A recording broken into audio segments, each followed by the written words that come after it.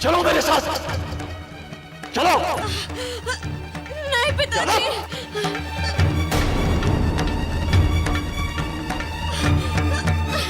पिताजी। चल इधर। पिताजी।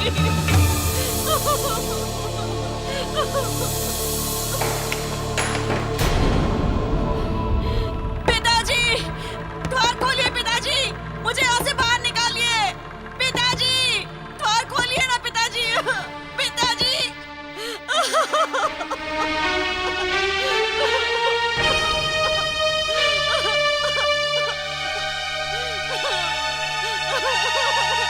सुंड, कहाँ हो तुम?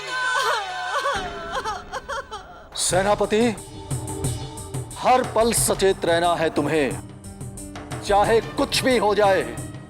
हमारी पुत्री उस असुर के हाथों नहीं पड़नी चाहिए। जी।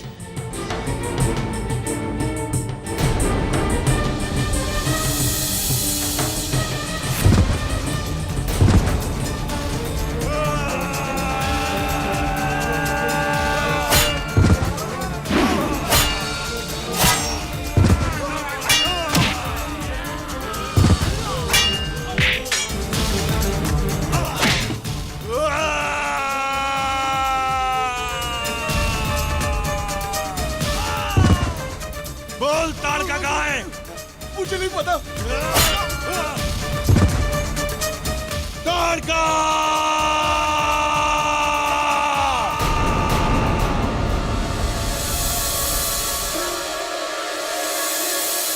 सुंड!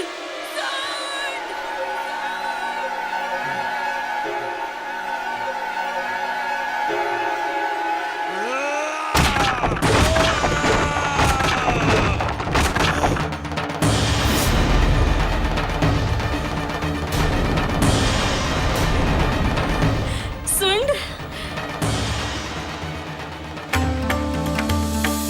ताड़का!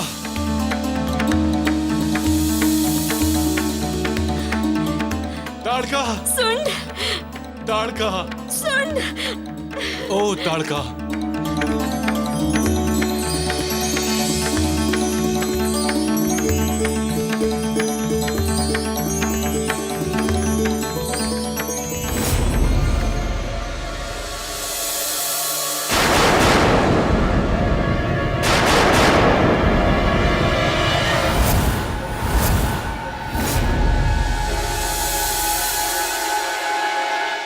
पिताजी, आपको मेरे पति पर आक्रमण करने से पहले मेरे प्राण लेने होंगे। हट जा मेरे सामने से ताड़का, ये असुर है, असुर। हट जा मेरे सामने से।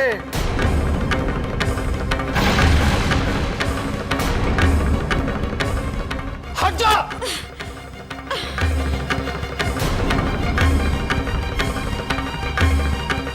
सैनिकों, जाओ, बंदी बना लो उस असुर को। जाओ, पकड़ो उसे, जाओ।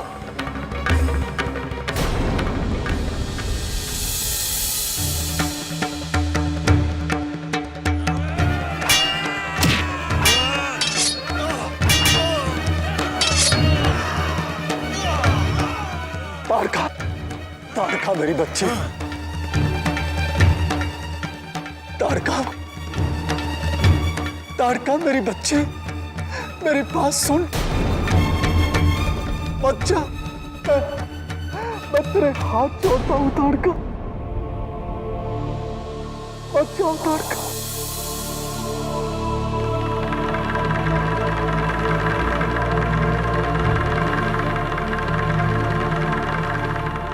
ताड़का, तू इस दुष्ट असुर के मोह में अंधी होकर जाग रही है, किंतु एक दिन बहुत पछताएगी। तू अपने पिता का यूं तिरस्कार करके कभी सुख से नहीं रह पाएगी ताड़का, तू कभी सुखी नहीं रह पाएगी ताड़का। सुकेतु ने दुख में ही सही, किंतु जो कुछ भी कहा उसमें सत्य छिपा था। कोई भी संतान अपने माता पिता के मन को दुखाकर सुखी नहीं रह सकती। किंतु गुरुजी, ताड़का ऋषि मुनियों के आश्रम को क्यों नष्ट करती है? संसार के समस्त ऋषि मुनियों से ताड़का का क्या हित है? पिता को उसके ही राज कर्मचारियों और सैनिकों के सामने तिरस्कृत कर शुंड के साथ ताड़का के जाने के बाद भी सुकेतु के मन में पुत्री का प्रेम मिटने का नाम ही नहीं ले रहा था। वो भगवान शिव की वरदान थी, उसके आंखों का तारा थी, इसलिए वो चैन से नहीं बैठा। उसने आसपास के कई शूरवीरों, राजाओं और योद्धाओं से संपर्क किया और उनसे प्रार्थना की कि किसी भी मूल्य पर शुंड से उसकी बेटी ताड़का को छुड़ाकर उसके पास लाए। किंतु शुंड की शक्ति से सभी डरते थे, इसलिए सभी ने उसे ना कहा। तब सुकेतु के मन में एक विचार आया कि एक व्यक्ति ऐसा है कि यदि उसे अपना दुख सुनाए तो उसकी सहायता करने में उसे ना नहीं कहेगा। सुकेतु, भगवान शिव ने वरदान देने से पहले ही तुम्हें होने वाली पुत्री के अंतःस्थल की मूल स्थितियों के बारे में बताया था। उन्होंने कहा था कि उसे असुरों के संसर्ग से दूर रखना, किंतु तुमने ऐसा नहीं किया। भूल तो मुझसे हो गई है ऋषिवर। उसके मोह में मुझे ये भी याद नहीं रहा कि संतान के लालन पालन के लिए जितनी आवश्यकता स्नेह की होती है, उतनी ही आवश्यकता कठोर अनुशासन की भी होती है। ऋषिवर, मैंने कभी नहीं सोचा था कि जिस बेटी को मैंने अपने से अधिक चाहा, वो एक दिन मुझे यूं तिरस्कृत करके एक असुर के साथ चली जाएगी। पर फिर भी बेटी है मेरी। ऋषिवर, कुछ भी करके मुझे मेरी बेटी वापस दिलवा दो। ऋषिवर, मुझे मेरी बेटी वापस दिलवा दो। शुंड एक क्रूर राक्षस है। वो प्रतिदिन किसी न किसी ऋषि को मार कर खा जाता है, इसीलिए उसका मरना अनिवार्य है। ठीक है सुकेतु, किंतु इसके लिए मुझे तपस्या करनी होगी और उसमें बहुत समय लग सकता है। ऋषिवर, कुछ भी करके मुझे मेरी बेटी वापस दिला दो। ऋषिवर,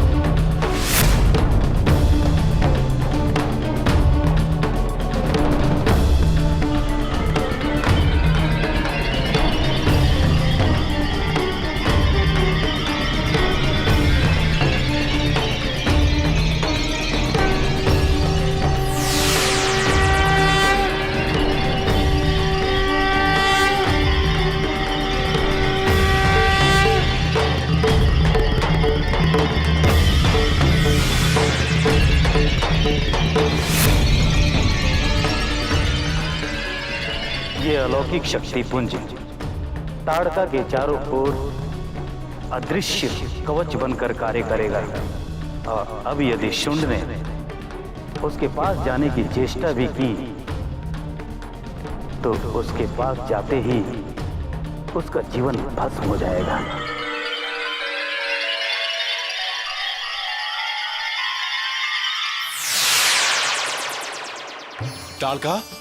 ताड़का जो मैंने सुना, क्या वो सत्य है? ओ ताड़का, मैं तुम्हें बता नहीं सकता। कितना कितना प्रसन्न हूं मैं आज। पहले हमारी संतान मारीच और अब हमारी ये दूसरी संतान। निश्चित रूप से हमारी ये संतान भी बहुत ही हृष्ट पुष्ट और बुद्धिमान होगी।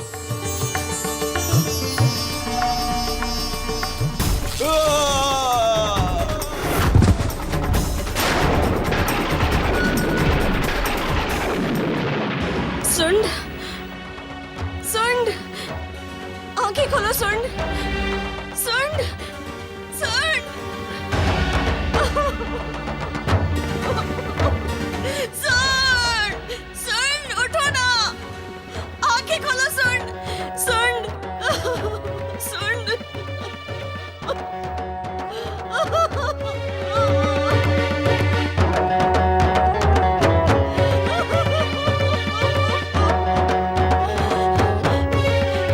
अपराध मेरा ही है। सुंड की मृत्यु के पीछे अपराध मेरा ही विगत है।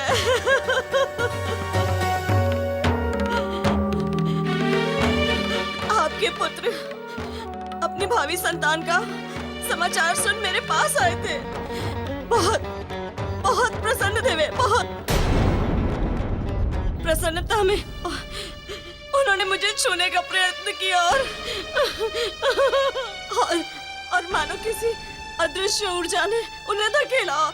मुझे लगता है सुंड के साथ आते समय मेरे पिता ने कहा था, तू इस दुष्ट असुर के मोह में अंधी होकर जा तो रही है, किंतु एक दिन बहुत पछताएगी। तू अपने पिता का यूं तिरस्कार करके कभी सुख से नहीं रह पाएगी ताड़का। संभवतः वही श्राप मेरे सुंड की मृत्यु का कारण बना। अर्थात इस दुर्घटना के पीछे अपराध मेरा ही हुआ, कारण मेरे पिता ही बने। नहीं पुत्री, इसमें न तुम्हारा कोई अपराध है और न कोई भूल, परंतु ये एक दुर्घटना नहीं, ये एक हत्या है। हत्या? हाँ, हत्या। एक सोची समझी निश्वंस हत्या, और इसमें किसी और का हाथ नहीं, मात्र अगस्त्य ऋषि का हाथ है। जलता है वो ऋषि, मेरे और मेरे पुत्र की बढ़ती हुई शक्तियों से जलता है वो। मेरे और इंद्र के बीच युद्ध के विरुद्ध जब उस कायर ऋषि का कोई बस न चला, तो उसने मेरे पुत्र पर प्रहार किया। विवाह से पहले भी उसने कई बार इसे मारने का प्रयास किया, किंतु असफल रहा। परंतु इस बार उसने तुम्हें अपना माध्यम बनाकर मेरे पुत्र को मार डाला।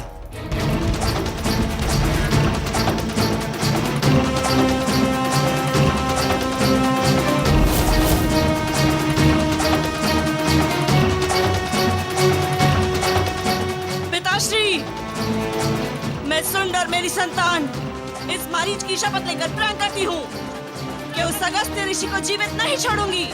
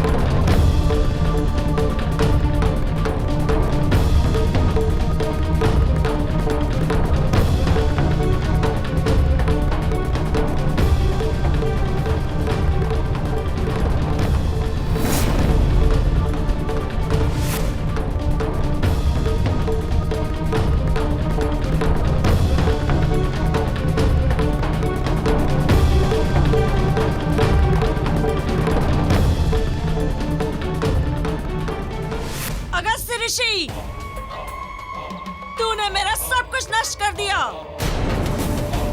मेरे पति जिसने कभी तेरा कोई अहित नहीं किया, उसकी हत्या कर दी। तूने अपनी अलौकिक शक्तियों का दुरुपयोग किया है। मैं तुझे नहीं छोड़ूंगी।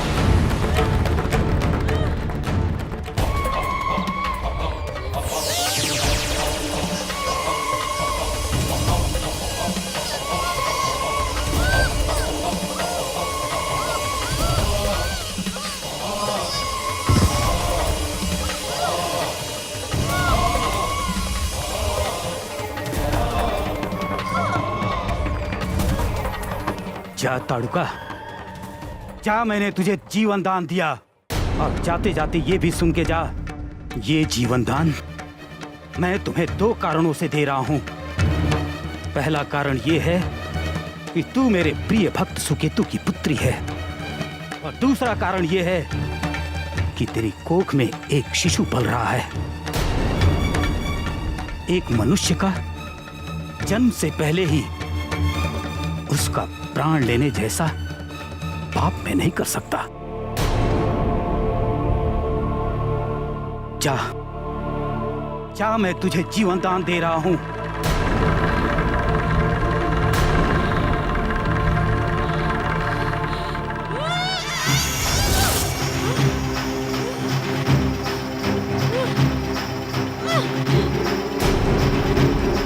मैं आज ये प्रतिज्ञा लेती हूँ, जब तक मैं अपने पति के हत्यारे अगस्त्य ऋषि का वध नहीं कर देती, मैं यहाँ किसी भी ऋषि मुनि को यज्ञ नहीं करने दूंगी। ये मेरा प्रण है, ताड़का का प्रण।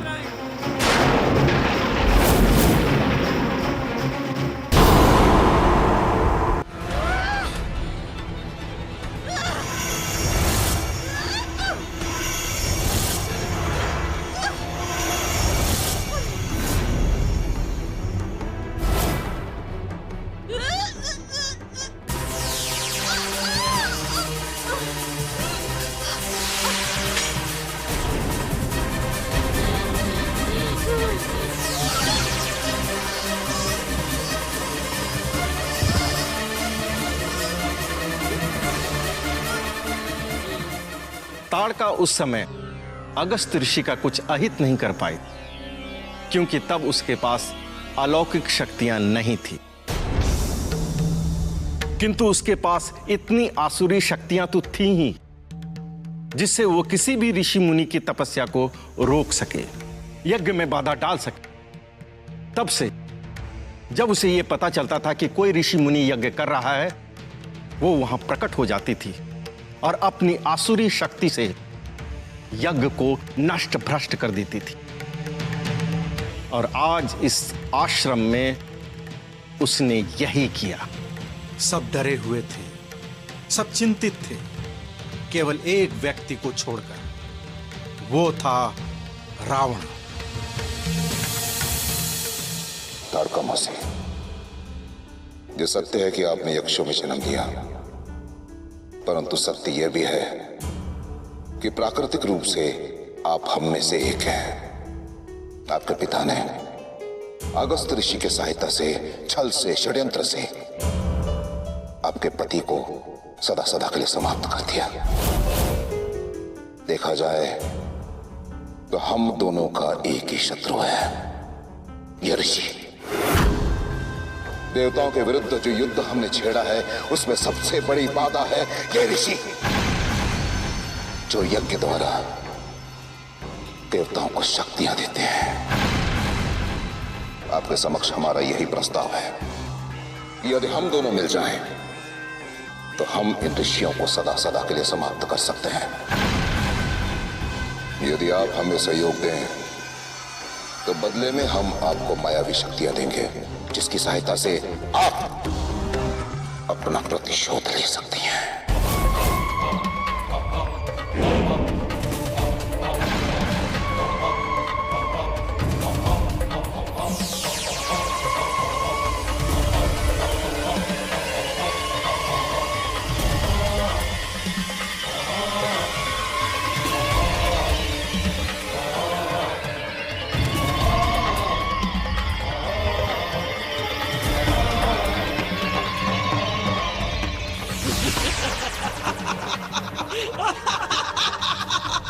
ताड़का और रावण ने मिलकर मानो ये सुनिश्चित सा कर लिया है कि कहीं कोई यज्ञ ना होने पाए।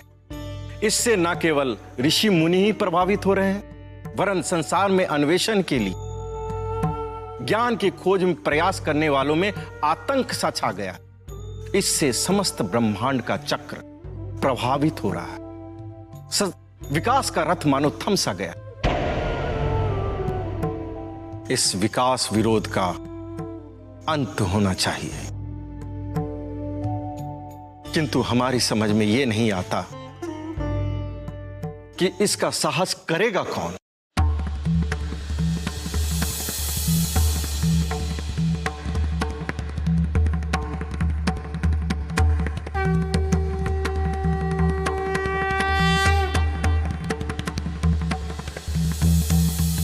मैं करूंगा ये साहस।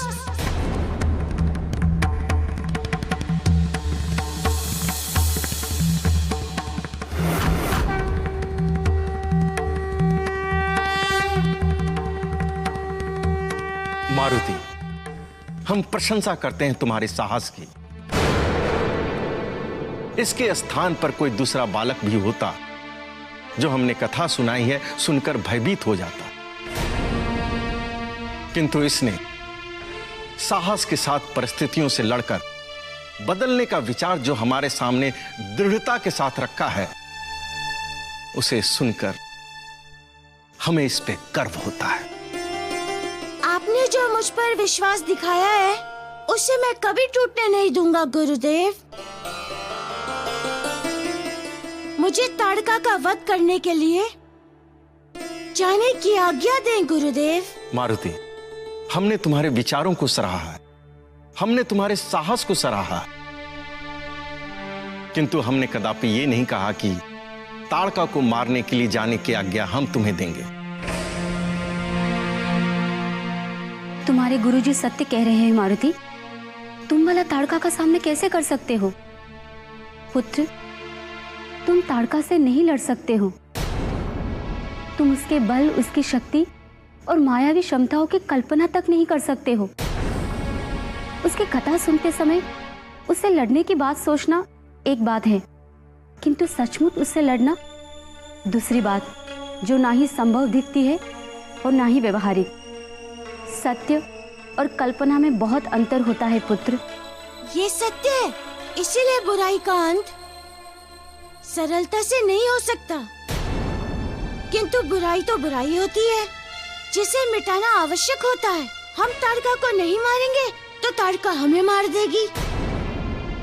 गुरुदेव, आसुरी शक्तियों का जब तक हम सामना नहीं करेंगे, वे और बलिष्ठ और शक्तिशाली होती जाएंगी। उनके विरुद्ध छोटे से छोटा साहस का प्रयास कईयों को साहस करने की प्रेरणा दे सकता है।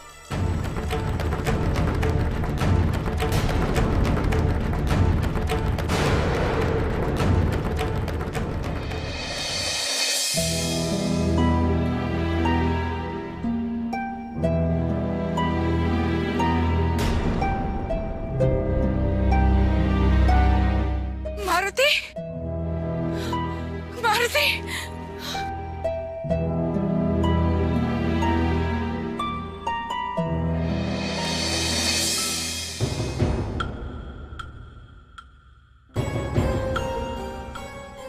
गुरुदेव और गुरु माँ ने तो मुझे स्पष्ट बोल दिया, किंतु मेरी समझ में ये बात नहीं आ रही है कि ये कार्य यदि मैं नहीं करूँगा तो फिर और कौन करेगा? तुम ताड़का को स्वेच्छा से मारने के लिए जाने की बात सोच भी कैसे सकते हो मारुति? तनिक भी डर नहीं लगता तुम्हें?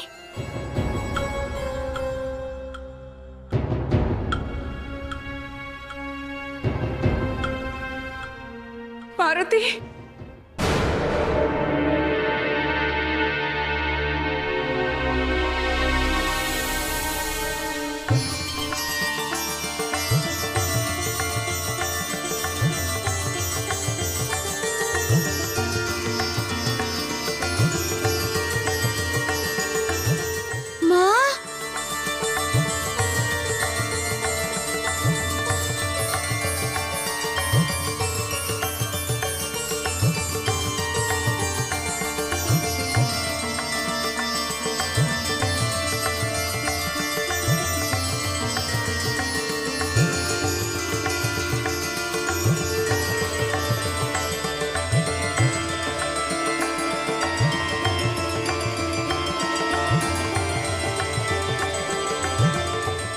मेरा बच्चा, तू ठीक तो है ना? हाँ? मेरे बच्चे, हे भगवान, आपका कोटि कोटि आभार।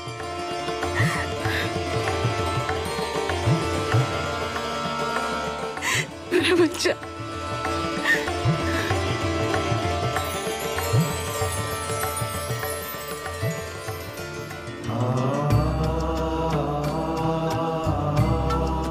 पिताश्री,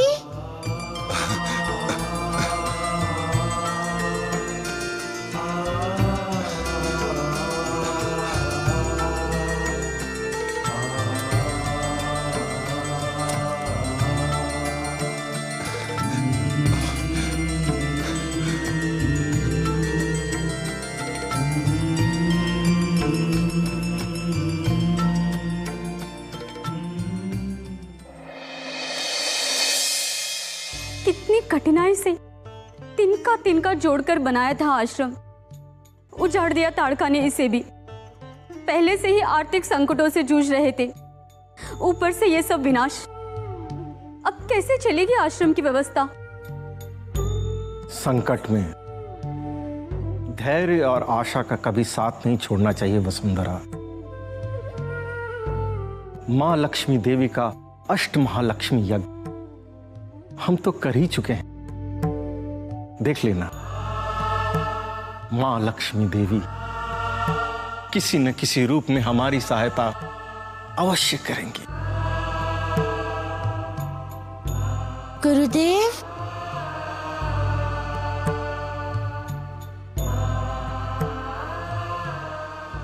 गुरुदेव, ये मेरी माँ अंजना माता है।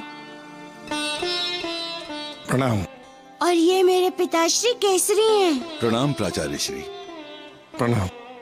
सर्वप्रथम आपसे क्षमा चाहते हैं प्राचार्य श्री, क्योंकि हम जानते हैं कि जब तक आश्रम में विद्यार्थी अध्ययनरत रहता है तब तक उसके माता पिता को उससे मिलने की अनुमति नहीं होती। किंतु गुरुदेव,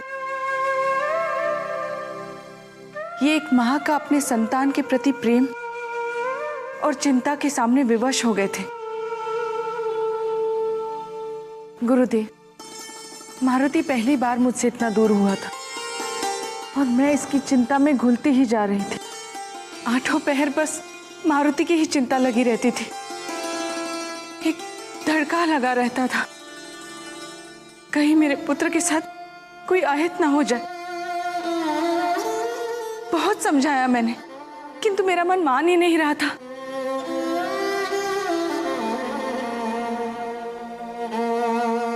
गुरुदेव, आप तो बहुत ज्ञानी हैं। एक माँ के मन का भय संभवतः समझ लेंगे, ये सोचकर जी किया कि बस एक बार मैं अपने पुत्र को अपने आंखों से देख लूं।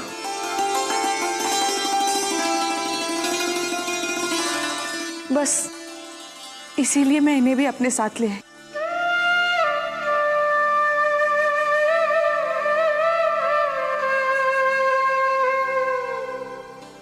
मैं आपकी मन की दशा समझ सकती हूँ बहन, किंतु आपको मारुति के लिए चिंता करने की कोई आवश्यकता नहीं है।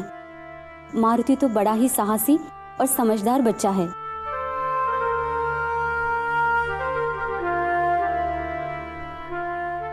मारुति पर तो हमें भी गर्व है।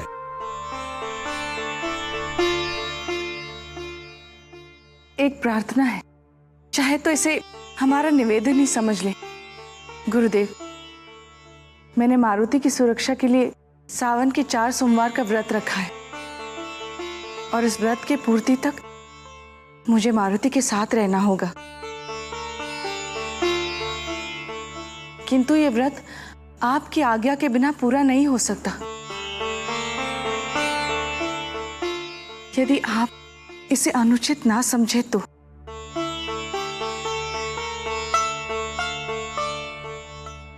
साधारण परिस्थितियों में आश्रम के नियम ऐसी व्यवस्था की अनुमति नहीं देता, किंतु मारुति ने इस आश्रम के लिए इतना कुछ किया है। उसे ध्यान में रखते हुए हम आपके व्रत में बाधा नहीं आने देंगे। आप चतुर्थ सोमवार तक मारुति के साथ रह सकते हैं। धन्यवाद गुरुदेव, कोटि कोटि धन्यवाद। प्राचार्य श्री, हृदय से आभार व्यक्त करते हैं हम आपका। चलो माँ, मैं अपने मित्रों से आपको मिलाता हूँ। चलो चलो।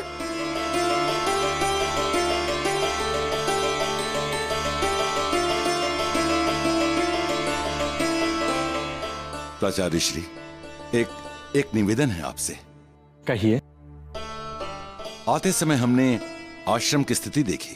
प्राचार्य श्री, आप कुछ बोल नहीं रहे, किंतु आपके माथे पर चिंता की बनी लकीरें बिना बोले सब कुछ बोल रही हैं।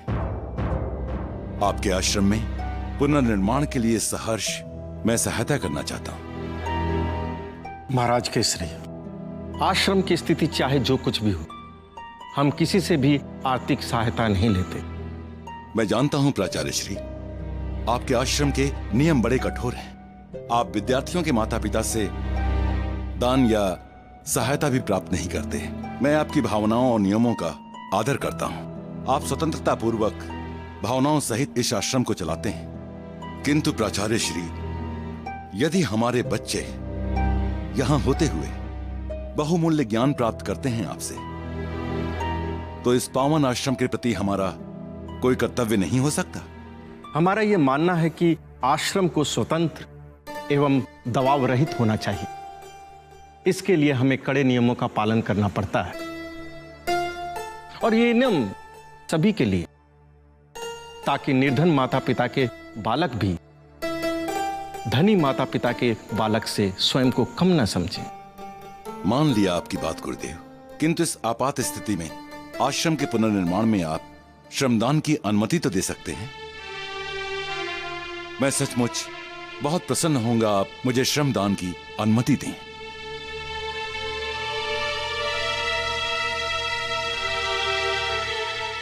प्राचार्य श्री, कृपया आप मुझे ना मत कीजिएगा। किंतु आप और श्रमदान? माते, कम से कम इतना तो अवसर दें सेवा करने का। मैं आपसे विनती कर रहा हूं। महाराज केसरी, आपका आश्रम के पुनर्निर्माण में श्रमदान देना सभी के लिए उदाहरण बन सकता है, तथा हमारा आश्रम आपका सदा आभारी रहेगा। श्रमदान आप कर सकते हैं महाराज केसरी।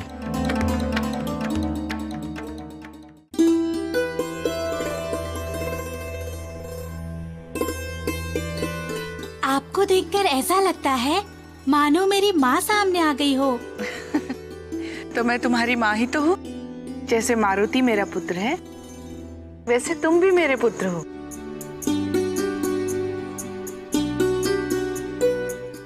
इस ताड़का का कुछ ना कुछ तो करना पड़ेगा, किंतु क्या करूँ, कैसे करूँ? अब माँ आ गई है तो भला अपनी आंखों से कहाँ ओझल होने देंगी? क्या करूँ?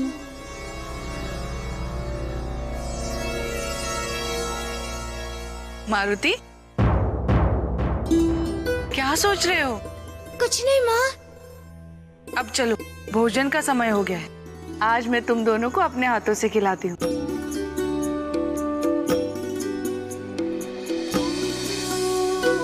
सबसे पहले किसको खिलाओगी माँ?